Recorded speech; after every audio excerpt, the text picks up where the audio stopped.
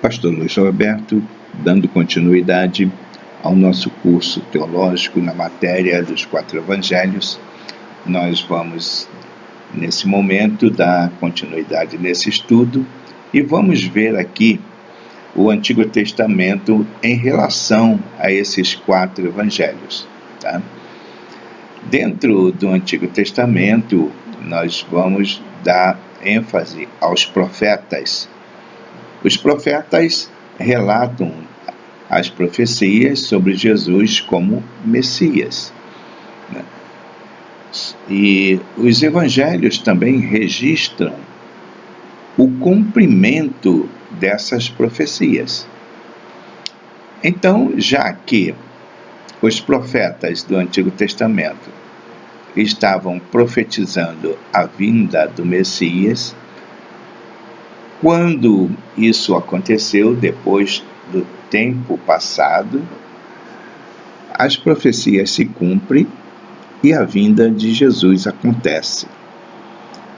E aí, quando essa vinda de Jesus acontece, já está encerrado o Antigo Testamento,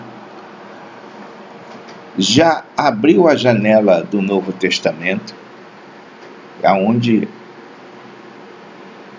os discípulos que caminharam com Jesus, que se tornaram apóstolos, tiveram a oportunidade de escrever os relatos da vida de Jesus.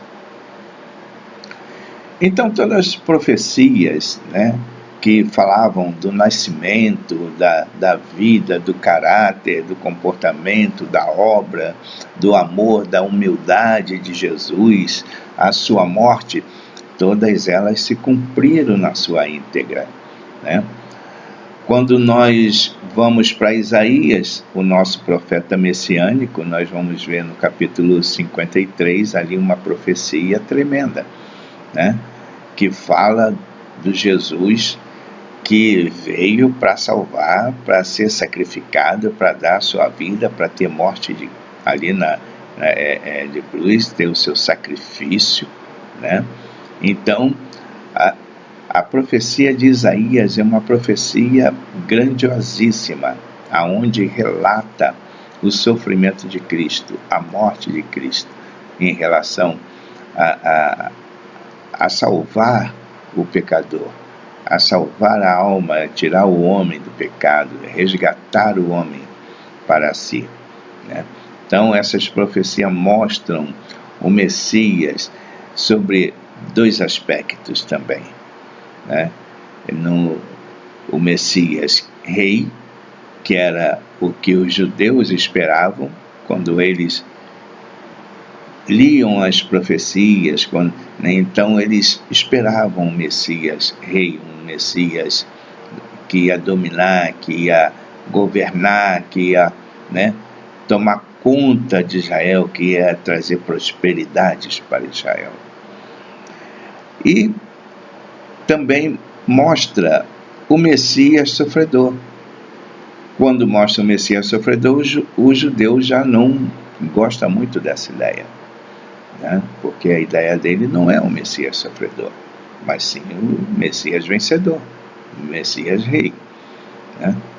Então, quando se percebe que esse Messias não é o rei esperado deles, e sim um Messias sofredor, resgatador, redentor, então eles deixam esse Messias de lado, porque eles vão esperar o Messias que eles acham que é o verdadeiro que vai vir, o real, porque esse que veio não é o nosso Messias. Então, o que acontece? O Messias sofredor é rejeitado, o Messias salvador, mas ele é aceito pelos gentios. Então, mais uma vez, se cumpre. Ele veio para os seus, mas os seus não receberam, pelo contrário, os seus rejeitaram. Mas todos aqueles que se achegaram a ele, que aceitaram a ele, que viram a profecia como sendo real, verdadeira, e abraçaram essa ideia, né, se tornaram então filhos de Deus. E se tornando filho de Deus, se tornaram filho da herança, né? Então nós vemos aí que a profecia, ela não falhou, ela realmente se cumpriu e totalmente na sua íntegra, né? Aí, esse cenário judaico, nós vamos ver que a religião judaica baseada na relação de Deus através da lei e dos profetas, né? E era uma religião monoteísta, tá? Os judeus, mesmo não aceitando Cristo e tal, eles têm uma religião monoteísta. Eles creem que Deus é um só, tá? Mas aí nós temos o cristianismo dentro de toda essa história. E de onde o cristianismo surge? O cristianismo surge do judaísmo, né? Ele vem do judaísmo. O cristianismo veio do judaísmo porque Jesus veio para os seus. Quem eram os seus? Os judeus. Mas os seus não receberam, né? Então, aqueles que aceitaram Jesus Cristo se tornaram cristãos, né? E os cristãos são por origem judaica também, né? Alguns falam, eu sou cristão judaico, ou sou judeu cristão, né? Então, mas na verdade nós somos cristãos, não somos judeus, porque os judeus, eles observam outras coisas da lei ainda, né? E nós não estamos mais debaixo da lei, nós estamos debaixo da graça. Não que a lei foi abolida, não, mas a lei foi cumprida, né, por Jesus. Jesus veio para cumprir a lei e não para abolir a lei, né?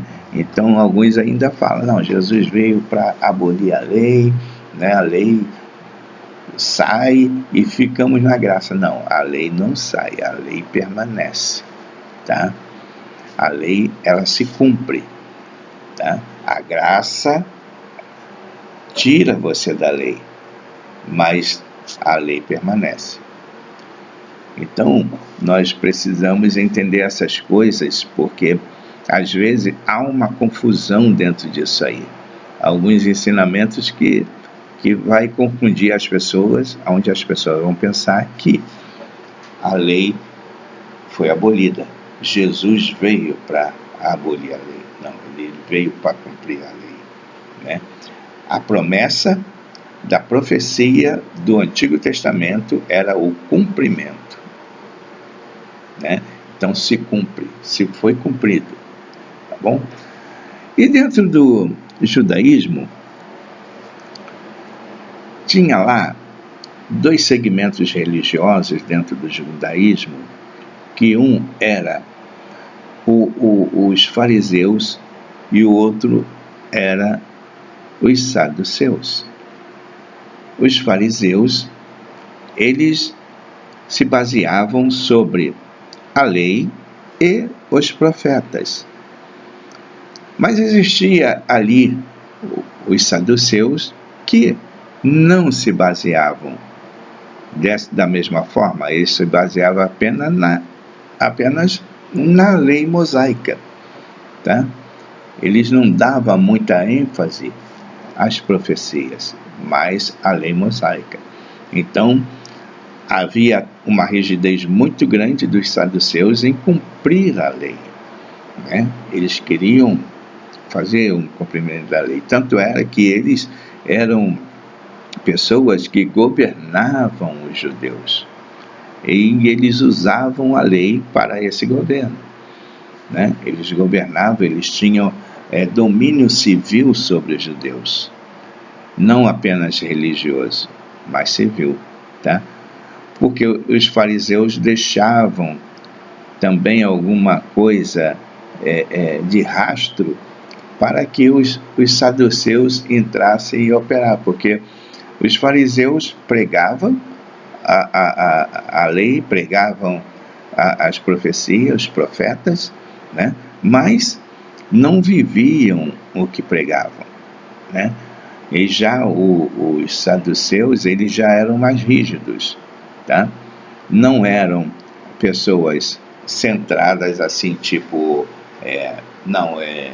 tô certo. Não estava baseado na coisa certa, mas estava baseado dentro das suas ideias, tá bom? Dentro das ideias deles com a lei, usando a lei. Então se cumpria a lei, tá? Através dos seus domínios, como eles tinham lá na política. Eles eram políticos, eles dominavam a política. Então, como políticos, eles aplicavam a lei sobre a política. Jesus, através do Evangelho. Jesus é o personagem central dos Evangelhos. Os Evangelhos não teriam sentido se não fosse Jesus o personagem central, porque tudo se concentra em Jesus, tudo converge para Jesus. Pega os 4 Evangelhos, começa a ler lá em Mateus, e você vai ver que o personagem central é Jesus. Pega Marcos, personagem central, Jesus. Então, são todos ali personificando Jesus, tá? Trazendo os relatos de Jesus para registrar aquilo que Jesus fez durante o tempo em que eles estiveram com Jesus. Os seus autores, no caso os evangelistas, registraram os momentos mais importantes da vida do Mestre, né? Eles não escreveram tudo, mas aqueles momentos mais importantes, aquilo que era mais destaque, eles registraram, né? E alguns deles registraram coisas a mais do que outros, que registraram menos, não porque se omitiram de registrar, mas era a visão, a ótica do momento que cada um tinha na oportunidade de registro. Então eles faziam o registro daquilo que eles estavam vivendo também naquele momento e participavam em ver, né? Então eles escreveram mais o que eles presenciaram e conviveram do que relatos de outros que se passavam para eles, tá ok? Todos os escritos do Evangelho geram então Jesus. Mateus e Lucas descrevem a genealogia de Jesus, tá? Então, se você pegar lá, então você vai ver a genealogia de Jesus. Mateus traz e Lucas também traz, tá bom? Mateus, Lucas e Marcos, eles relatam a tentação de Jesus. Os 3 relatos. João já não relata, tá? Mas João relata o primeiro milagre de Jesus, coisas que os outros não relatam, né? Então, cada um tinha a sua ótica de momento para escrever e relatar os fatos que aconteciam, que eles estavam ali registrando para a história, para a posteridade, né? Então, hoje nós temos os escritos daquilo que foi relatado pelos evangelistas sobre Jesus. E assim nós vamos fazendo essa comparação do Antigo Testamento com o Novo Testamento, né? Aquilo que veio de lá mas entrou, mas foi se ajustando para que as coisas pudessem ir caminhando conforme caminharam, né? E assim nós vamos fechando essa aula hoje. Vamos aguardar a próxima e que cada um de nós estejamos aí já prontos, preparados para a próxima aula. Em nome de Jesus, agradeço a atenção de todos. Obrigado.